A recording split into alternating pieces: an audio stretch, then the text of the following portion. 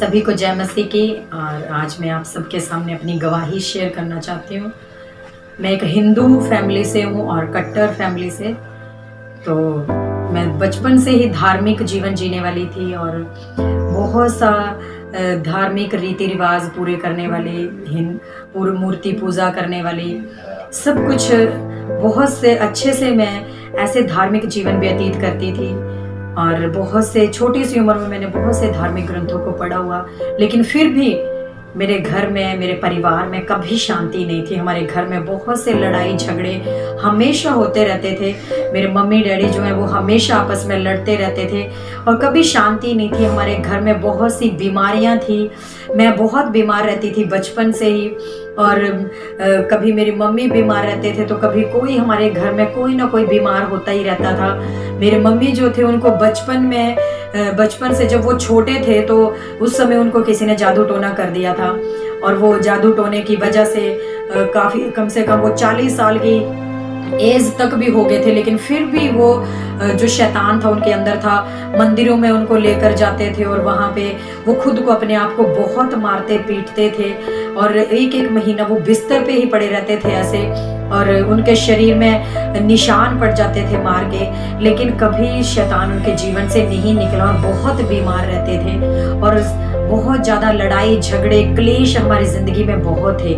मैं इतनी पूजा पाठ करती थी, मैं इतनी धार्मिक थी कि इतने पूजा पाठ करने के बावजूद भी मैं उन देवी देवताओं के आगे रोती थी और मैं कहती थी कि हे भगवान, मेरी श्रद्धा में कहाँ पे कमी रह गई है, क्यों हमारे घर में शांति नहीं है, क्यों हमारे घर से बीमारियां नहीं जा रही हैं, क्यों मेरे मम्मी डैडी लड़ाई झगड़ा बंद नहीं करते हैं, क्यों हमारे घर में ऐसा है। मैं इतनी पूजा पाठ करने वाली थी, पूरा हफ्ता मेरे व्रत होते थे, मैं फास्ट रखती थी और शिव जी की मैं इतनी बड़ी पुजारन थी कि मैं कहती शिव जी की मैंने गण बनना है। और मैं खाना भूल जाती थी, लेकिन पूजा पाठ करना कभी नहीं भूलती थी। ऐसी थी मैं।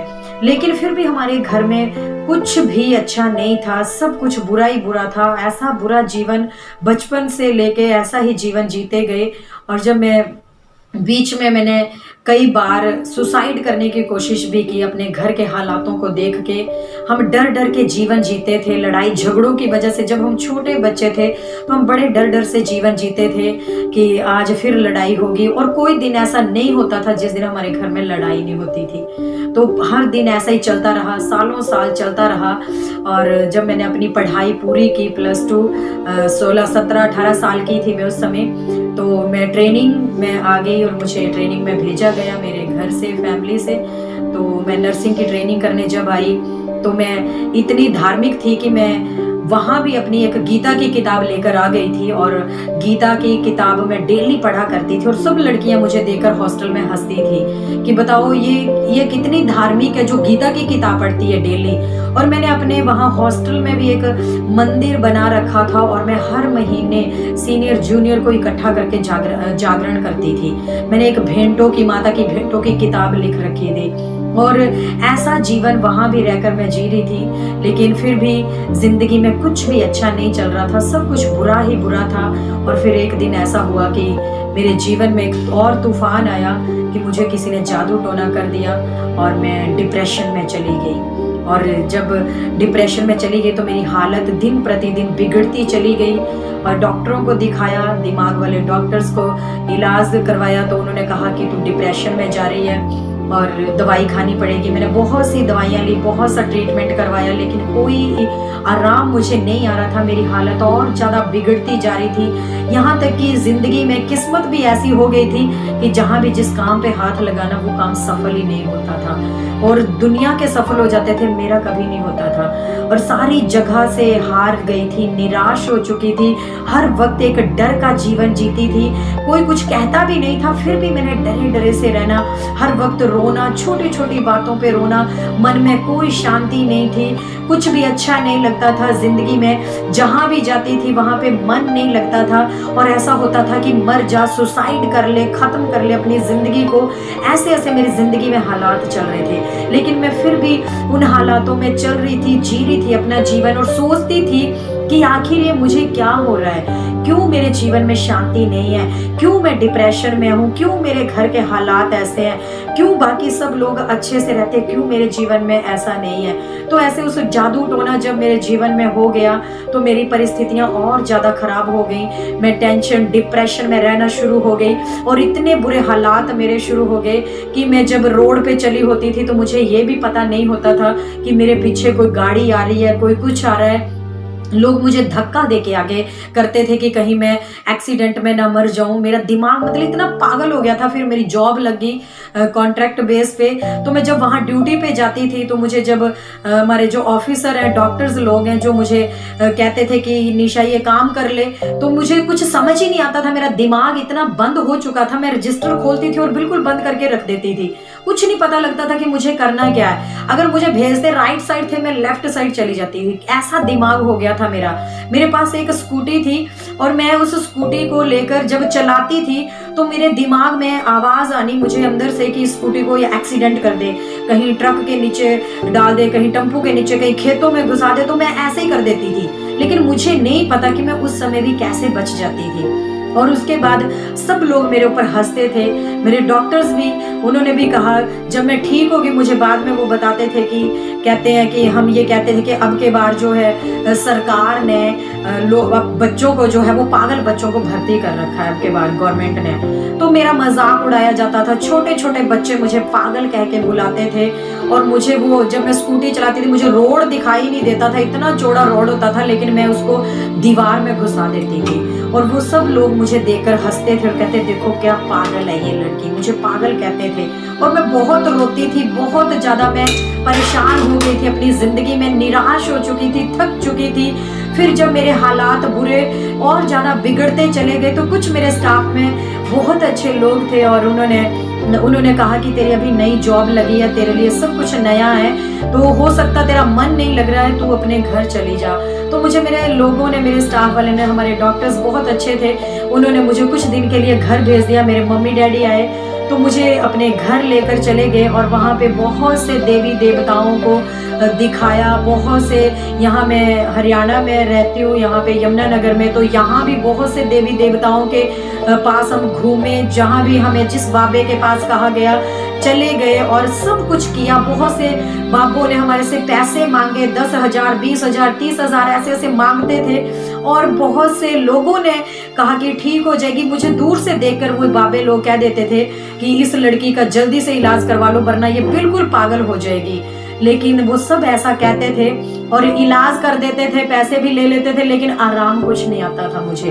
तो थोड़ी देर के लिए कह देते थे, गारंटी कोई नहीं देते थे कि पूरी रीति से बिल्कुल चंगी हो जाएगी। लेकिन मैं दिन प्रतिदिन और ज्यादा मेरी हालत बिगड़ती चली गई। हिमाचल में लेकर गए मुझे, मैं डिस्ट्रिक्ट कांगड़ा की रहने वाली हूँ, मेरी शादी यमुनानगर में हुई है, तो वहाँ भी मैं चली गई और मेरे मम्मी डैडी मुझे वहाँ पर ले गए। वहाँ भी उन्होंने बहुत से देवी देवताओं के आगे चेले बाबे जहाँ जहाँ जिसने कहा हम गए।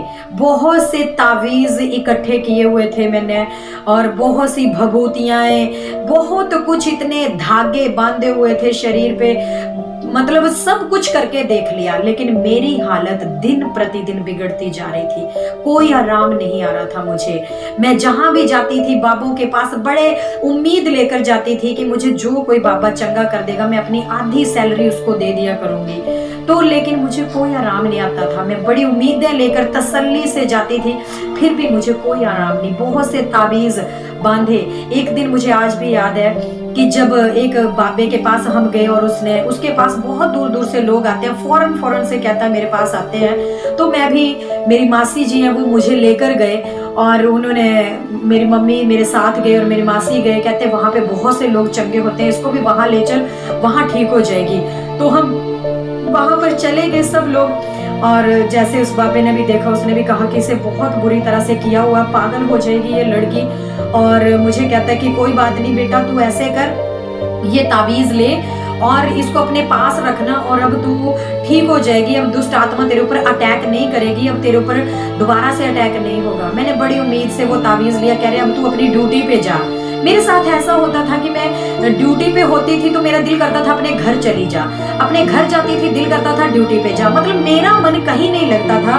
और उन लोगों ने मुझे बता तो देते थे कि मेरे साथ हो क्या रहा है। वो कहते थे कि इस लड़की को ऐसा किया हुआ है कि इसका ये दुनिया के जिस मर्जी कोने में चली जाएगी, इसका मन कभी कहीं नहीं लगेगा, इसको इस तरीके से जादू टोना किया हुआ है। लेकिन मेरी जिंदगी को कोई ठीक करने वाला नहीं मिल रहा था। और मैं उस तावीज को बड़े उम्मीद से लेकर आई और उसने मुझे कहा कि तू कल अपनी ड्यूटी पे चले जाना और तुझे कुछ भी नहीं होगा। और मैंने तैयारी कर ली, सब कुछ कर लिया, पैकिंग हो गई मेरी, और मम्मी ने खाना भी मेरा बांध दिया। और जैसे ही मैंने अपना बैग उठाया जाने के लिए, मैं अपने गेट के बाहर नहीं निकली, मैंने वहीं से रोना शुरू कर दिया। और मैंने कहा मैंने जाना ही नहीं है, मैंने जॉब ही नहीं करनी है, मैंने अपनी नौकरी नहीं करनी है, मुझे नहीं जाना। और मेरे मम्मी डैडी मेरी हालत देखकर रोने लग गए। उन्होंने मुझे कुछ नहीं कहा और मुझे अपने पास बिठा लिया और मैं उस दिन नहीं गई।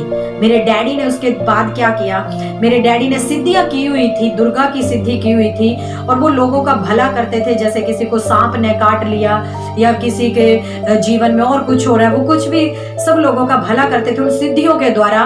तो जब मेरी हालत देखी कि मेरी हालत बहुत खराब हो रही है और कहीं से मुझे आराम नहीं आ रहा, तो उन्होंने क्या किया, उस रात जब मैं रुक गई, तो उस रात उन्होंने मुझे वो अपना ज्ञान मुझे दिया और एक मंत्र मुझे दिया, मुझे भी अपना बिठाया वहां पे। और जो भी देवी माता उस समय आई और वो मंत्र मुझे उन्होंने दिया और कहा कि ले बेटा, अब इसको तूने 101 बार जाप करना है और देवी माँ तेरे साथ रहेगी, अब तुझे कुछ नहीं होगा।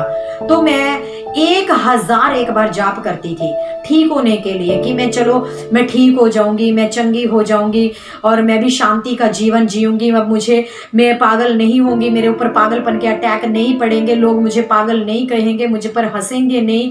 सब लोग मेरी शक्ल देखते थे और दूर से मुझे कह देते थे इस लड़की को कुछ कर दिया है किसी ने, ये पागल हो चुकी है।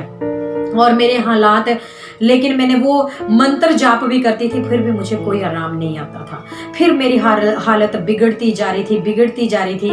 और मेरी हालत देखकर मेरे मम्मी, जब मैं ड्यूटी पे जाती थी तो मेरी मम्मी मेरे साथ ड्यूटी पे जाते थे। मेरी मम्मी को ये नहीं पता होता था कि मेरी लड़की ने जिंदा वापस आना है कि नहीं आना है, ऐसी बुरी हालत थी। और फिर मैंने, जब कहीं से मुझे आराम नहीं आया, फिर मैंने अपनी जिंदगी की उम्मीद छोड़ दी।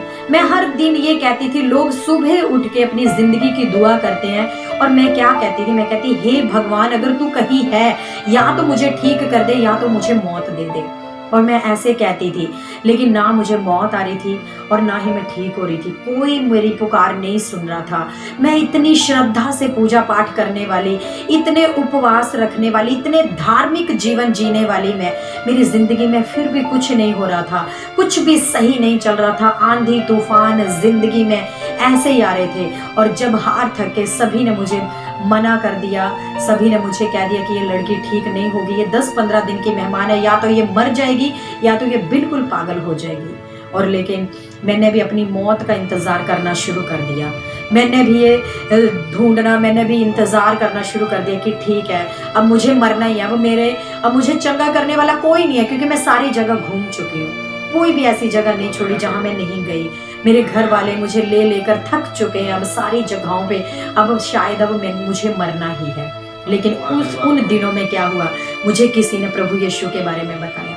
मैं प्रभु यीशु के बारे में जानती थी, लेकिन उसे समझती नहीं थी। सिर्फ इतना जानती थी कि वो ईसाइयों का देवता है, वो धर्म बदलते हैं, वहाँ ईसाई लोग खून पिलाते हैं, चर्च में जाएं तो मांस खिलाते हैं और अपने धर्म में मिला लेते हैं। मुझे नहीं पता था कि यीशु मसीह जिंदा खुदा है। और मुझे सब धर्म अच्छे लगते थे, लेकिन मुझे ये क्रिश्चियन धर्म बिल्कुल अच्छा नहीं लगता था, ना क्रिश्चियन लोग मुझे अच्छे लगते थे। और यीशु मसीह के नाम से तो मैं नफरत करती थी, मजाक उड़ाती थी। जब मैं हॉस्टल में थी तो हमारे जो प्रिंसिपल मैम है वो क्रिश्चियन थे और वो हमें प्रभु यीशु का भजन सिखाते थे, तो मैं विरोध करती थी उस समय उनका। और मैं ऐसे कहती थी कि ये मैडम ना हमारा ना धर्म बदलेंगे, इसीलिए हमें यीशु मसीह का भजन सिखाते हैं। हम इनके देवता का भजन क्यों गाएं, हमारे 33 करोड़ देवी देवता हैं तो हम उनका भजन गाएंगे। हम 60 लड़कियां थी एक बैच में, वो हमें सिखा के जाते थे और मैं सबको भड़का के अपनी साइड कर लेती थी। ऐसा मेरा जीवन था। मैं विरोध करती थी, विरोधी थी। मुझे सब लोगों के, सब धर्मों के लोग मुझे अच्छे लगते थे, लेकिन मुझे क्रिश्चियन लोग अच्छे नहीं लगते, मुझे क्रिश्चियन धर्म अच्छा नहीं लगता था। मैं नफरत करती थी। जब हालेलुया शब्द वो लोग बोलते थे क्रिश्चियन लोग, तो मैं मजाक उड़ाती थी। और मैं, इतना बुरा मेरा जीवन था। लेकिन मैं ऐसे कहती थी, मैं इतनी घमंडी थी अपने धर्म के प्रति। मैं कहती मेरा हिंदू धर्म जो है वो सबसे ऊंचा धर्म है, मेरे धर्म के जैसा किसी का धर्म नहीं है, मेरा धर्म सबसे सर्वश्रेष्ठ धर्म है, और मेरे धर्म से ऊंचा किसी का धर्म नहीं है। मैं ऐसे कहती थी। और जब मैं बीमार हो गई, तो जब मुझे किसी ने कहा तू चर्च में जा, तो मैं पूरे घमंड से करी, मैंने कहा मुझे चर्च में नहीं जाना है, मुझे मरना मंजूर है। आसमान चाहे जमीन पर आ जाए, चाहे जमीन आसमान पर चली जाए। यही मेरे शब्द थे उस समय भी। मैं कहती मुझे मरना मंजूर है, पर मुझे चर्च में नहीं जाना है, मैंने चर्च में नहीं जाना है। मैं नहीं जा रही थी। और लेकिन एक दिन क्या हुआ, मेरी हालत और ज्यादा बिगड़ती चली गई। तो ऐसा था कि मेरा जीवन, कि मैं उस समय ये कहती चाहे आसमान जमीन पर आ जाए, चाहे जमीन आसमान पर चली जाए, मुझे चर्च में नहीं जाना, मैं अपना धर्म नहीं बदलूं। क्योंकि दिमाग में यही था कि चर्च में जाके बस धर्म बदलता है, और मुझे मरना मंजूर है, पर मुझे अपना धर्म नहीं बदलना है। ये दिमाग में कीड़ा था मेरे उस समय।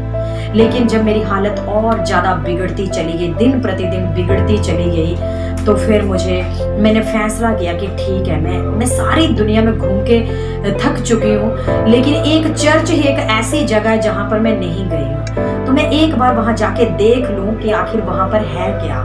तो मैंने वहां फैसला किया चर्च में जाने का।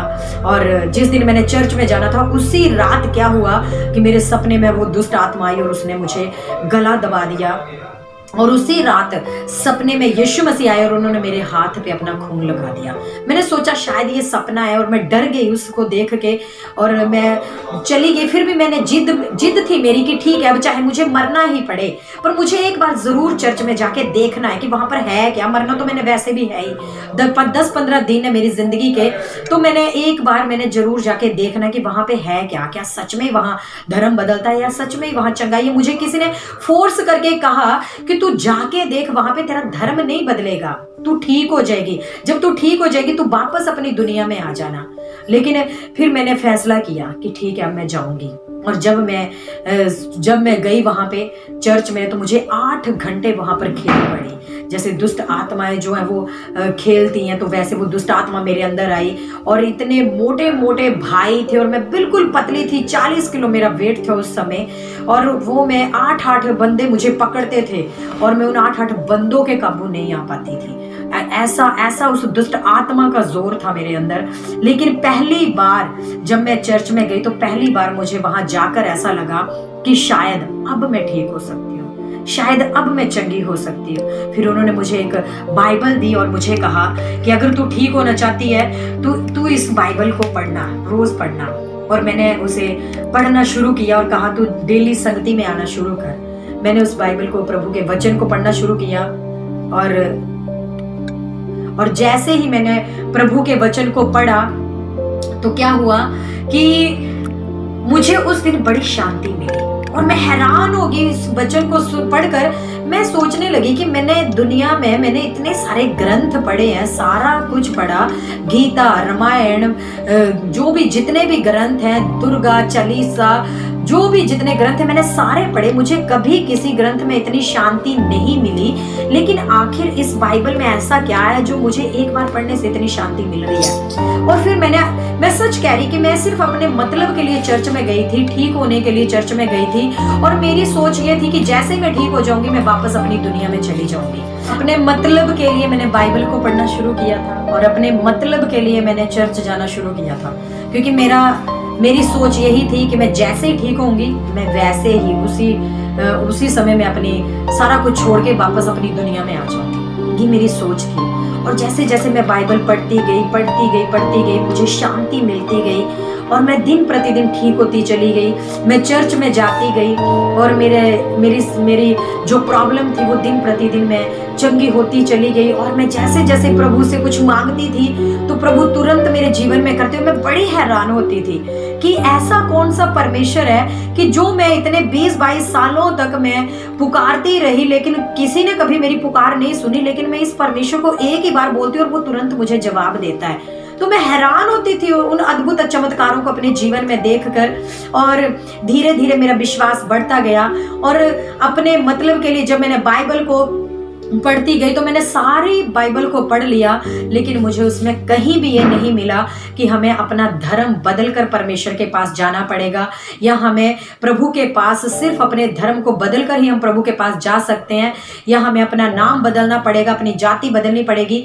ऐसा कहीं बाइबल में नहीं लिखा हुआ मुझे मिला। वहां पर एक वचन था, उस वचन को पढ़कर जो मेरा जीवन बदल गया वो वचन था कि परमेश्वर ने पूरे संसार से ऐसा प्रेम किया कि उसने अपना एक लौता पुत्र दे दिया, ताकि जो कोई उस पर विश्वास करे वो नाश ना हो परंतु हमेशा का जीवन पाए। हालेलुया। तो सच में मैंने जब वो वचन पढ़ा, मैं उस वचन को पढ़ते पढ़ते वहीं पे रुक गई और मैं ये सोचने लगी कि मैं तो एक ईसाइयों की किताब पढ़ रही हूँ, क्रिश्चियनों की किताब पढ़ रही हूँ, तो यहाँ पे क्रिश्चियनों लोगों का जिक्र होना चाहिए। तो यहाँ पे ये क्यों लिखा है कि परमेश्वर ने पूरे संसार से प्रेम किया? यहाँ पे तो ये लिखा होना चाहिए था कि परमेश्वर ने सिर्फ ईसाइयों से प्रेम किया। और लोग कहते हैं कि ईसाई बनाते हैं, क्रिश्चियन लोग जो है वो धर्म बदलते हैं। तो इस बाइबल के अंदर ये लिखा होना चाहिए था कि जो अपना धर्म बदलेगा वो बचाया जाएगा। तो यहाँ पे ये क्यों लिखा कि जो कोई विश्वास करेगा वो बचाया जाएगा? हालेलुया। तो मेरे दिमाग में जो धर्म का कीड़ा था वो निकल गया और मुझे समझ आ गया कि यीशु मसीह कोई धर्म नहीं है, कोई जात नहीं है, वो जिंदा खुदा है। उसने इंसान को बनाया और वो इंसान से ही प्रेम करता है। हम जिस मर्जी जाति के हैं, जिस मर्जी धर्म के, उसको कोई मतलब नहीं है हमारी जाति हमारे धर्म से, लेकिन उसे हमारी जिंदगी से मतलब है। वो हमसे प्रेम करता है, मानव जाति से प्रेम करता है। और वो मुझे अकेली को उसने ये वचन नहीं कहा, उसने पूरी मानव जाति को ये बात कही है कि जो लोग मुझ पर विश्वास करेंगे वो जो है वो बचाए जाएंगे। हालेलुया। और मैंने उस वचन को पकड़ा, थामा और मैंने प्रभु पर विश्वास किया। जब मैं चर्च में गई तो मुझे किसी ने खून नहीं पिलाया, मुझे किसी ने मांस नहीं खिलाया, किसी ने मुझे ये नहीं कहा कि तू अपना धर्म बदल। लेकिन हाँ, चर्च में जाके मेरा धर्म तो बदला नहीं, लेकिन मेरी जिंदगी जरूर बदल गई। आज मेरी जिंदगी बिल्कुल सही है और 12 साल हो चुके हैं इस बात को कि मैं आज बिल्कुल ठीक हूँ। और आज प्रभु मुझे अपने कामों के लिए भी इस्तेमाल कर रहे हैं। और उसके बाद मेरी जिंदगी में अद्भुत काम हुए। उन दुष्ट आत्माओं से प्रभु ने मुझे छुटकारा दिया और मुझे पागलपन की दुष्ट आत्मा से छुटकारा दिया और बिल्कुल मुझे चंगा किया परमेश्वर ने। और जो हमारे घर में लड़ाई झगड़े होते थे वो लड़ाई झगड़े भी बंद हो चुके और मेरे मम्मी डैडी अब बिल्कुल प्यार से रहते हैं और हमारे घर में अब कोई परेशानी नहीं है, कोई दिक्कत नहीं है। मेरी मम्मी जो बचपन से उनके अंदर दुष्ट आत्मा थी वो दुष्ट आत्मा भी निकल चुकी हैं, वो भी बिल्कुल ठीक है। तो प्रभु ने सचमुच हमारी ज़िंदगी को चेंज कर दिया, हमारी ज़िंदगी को बदल दिया। और आज परमेश्वर हमारे जीवन में तो हमें किसी चीज़ की घटी नहीं है। वो सच में वो धर्म नहीं बदलता किसी का, वो जात नहीं बदलता, वो जीवन बदलता है।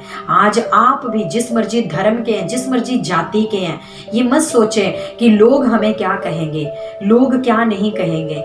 लोगों का काम है, आप अच्छा काम करोगे वो तब भी कहेंगे, आप बुरा करोगे वो तब भी कहेंगे।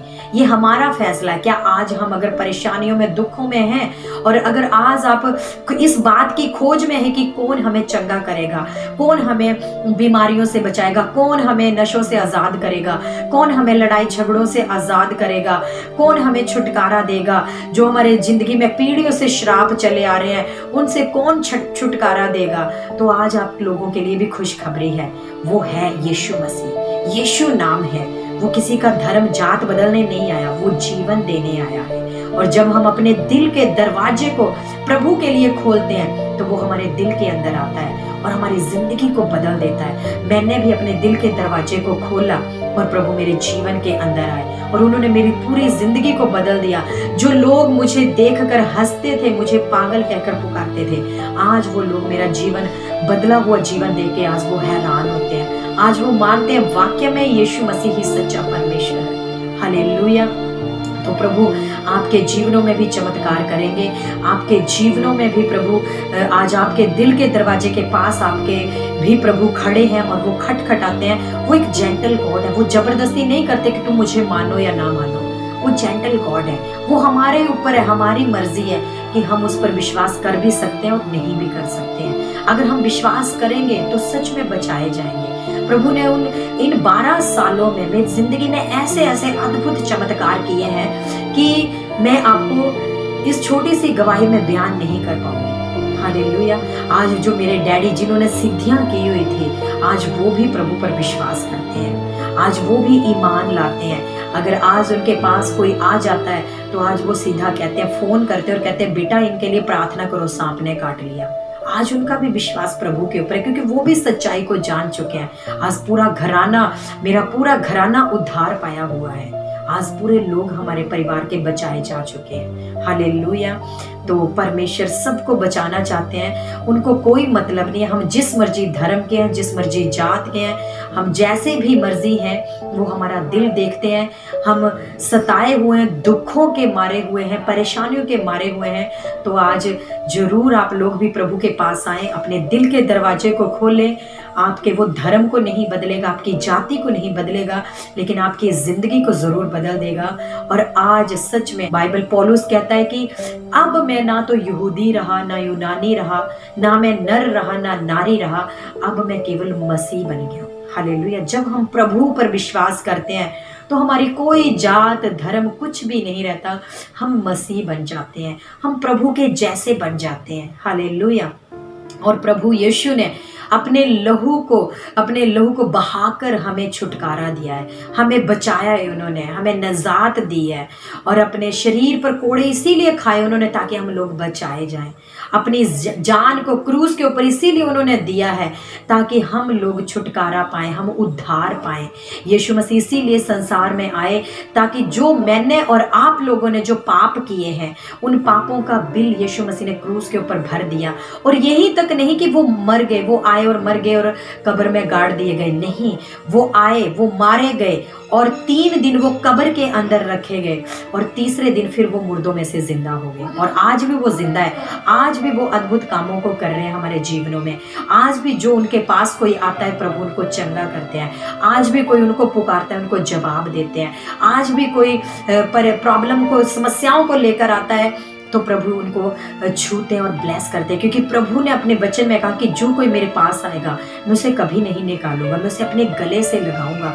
सच में जैसे प्रभु ने मुझे अपने गले से लगाया है, आपको भी वो अपने गले से लगाएगा। जैसे प्रभु ने कहा है कि मैं तुझे कभी अनाथ नहीं छोड़ूंगा, कभी अकेला नहीं छोड़ूंगा, ऐसे ही प्रभु आपको भी अनाथ और अकेला नहीं छोड़ेगा जब आप यीशु मसीह के पास आएंगे। हालेलुया। वो एक प्रेमी परमेश्वर है, वो दयालु परमेश्वर जिसने मुझे और आपको बनाया। मैं एक पापी जीवन जी रही थी, मेरा जीवन एक पाप से भरा हुआ था। हालेलुया।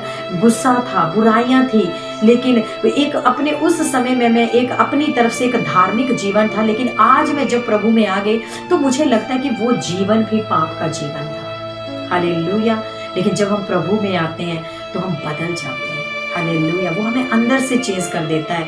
दुश्मनों से प्रेम करना सिखाता है परमेश्वर, वैरियों के लिए प्रार्थनाएं सिखाता है, अपने सताने वालों के लिए प्रार्थनाएं सिखाता है, बुरे लोगों का भला करना सिखाता है। ऐसा प्रेमी परमेश्वर है, वो आज भी जिंदा है, वो मरा नहीं है। सबकी कब्रें बनी हुई हैं लेकिन उसकी कब्र खाली है, वो मुर्दों में से जी उठा है। और उसके चेले ने एक दिन कहा कि मैं विश्वास नहीं करता कि कोई मरे हुओं में से जिंदा होता है। कहता जब तक मैं उसके हाथों के छेदों में अपने निशान, अपनी उंगलियां ना डालूं, तब तक मैं यकीन नहीं करूंगा कि यीशु मसीह मुर्दों में से जी उठा है। यीशु मसीह प्रकट होते हैं और कहते हैं, उस चेले का नाम था थोमा, कहते हैं थोमा ले डाल मेरे हाथों में, अपने उंगलियों को डाल और विश्वास कर। और फिर थोमा ने विश्वास किया क्योंकि आत्मा के, प्रभु ने कहा आत्मा के हड्डी और मांस नहीं। और फिर वही थोमा भारत में प्रभु के सुसमाचार को लेकर आया। हालेलुया। प्रभु जिंदा है। प्रभु ने बहुत से प्रमाण अपने दिए थे जब मुर्दों में से वो जी उठे, और वो आज भी जिंदा है। आज जो मेरे जैसे पागल लोग ठीक हो गए हैं, कईयों के कैंसर ठीक हो गए, कईयों की पत्थरियां चली गई, कईयों की रसोलियां चली गई, जो बांझ थी माएँ, वो बांझ माएँ जो है वो उनके बच्चे हो गए, उनके औलादें आ गई, जिनको डॉक्टर्स ने मना कर दिया था वो लोग चंगे हो गए। तो वो हम नहीं कर रहे हैं, वो प्रभु कर रहे हैं। वो ये प्रूफ है इस बात का कि यीशु मसीह आज भी जीवित परमेश्वर है और वो आज भी अपने लोगों को चंगा कर रहे हैं। हालेलुया। तो प्रभु आप सबको बहुत आशीष दे, सबको बरकत दे। और इस गवाही के द्वारा मेरा विश्वास है कि प्रभु आपके जीवनों को ज़रूर बदलेंगे। सभी को जय मसीह की।